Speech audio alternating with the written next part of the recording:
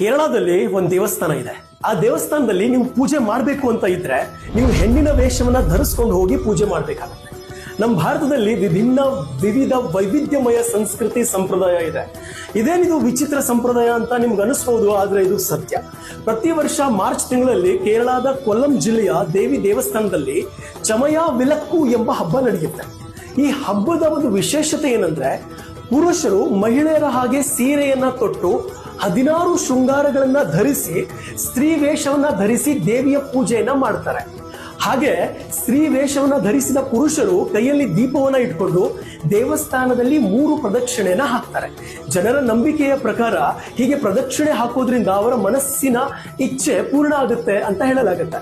ಹಾಗಾದ್ರೆ ಯಾಕೆ ಪುರುಷರು ಮಹಿಳೆಯರ ವೇಷವನ್ನ ಧರಿಸಿ ಪೂಜೆ ಮಾಡ್ತಾರೆ ಅನ್ನುವ ಪ್ರಶ್ನೆಗೆ ಯಾವುದೇ ಸೂಕ್ತ ಉತ್ತರವಿಲ್ಲ. ಆದ್ರೆ ಪೌರಾಣಿಕ ಕಥೆಯ ಪ್ರಕಾರ ಪ್ರಾಚೀನ ಕಾಲದಲ್ಲಿ ಈ ದೇವಸ್ಥಾನದಲ್ಲಿ ಕೇವಲ ಮಹಿಳೆಯರು ಮಾತ್ರ ಪೂಜೆನ ಮಾಡ್ತಾ ಇದ್ರು. ದೇವಿಯ ದರ್ಶನ ಮತ್ತು ಪೂಜೆ ಮಾಡಬೇಕೆಂಬ ಬಯಕೆಯಿಂದ ಪುರುಷರು ಮಹಿಳೆಯರ ವೇಷವನ್ನ ಧರಿಸಿ ದೇವಸ್ಥಾನಕ್ಕೆ ಹೋಗ್ತಾ ಇದ್ರು. ಹಾಗಾಗಿ ಇದೇ ಪರಂಪರೆ ಅವತ್ತಿಂದ ಇವತ್ತವರೆಗೂ ನಡೆದುಕೊಂಡು ಬಂದಿದೆ.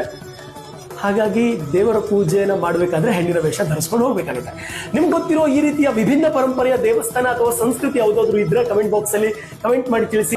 ಕೂಡಿ ಕಲಿಯೋಣ, ಕೂಡಿ ಬೆಳೆಯೋಣ, ಎಲ್ಲರೂ ಸೇರಿ ಮುನ್ನುಗ್ಗೋಣ, ಖುಷಿಯಾಗಿರಿ. ಜೈ ಹಿಂದ್.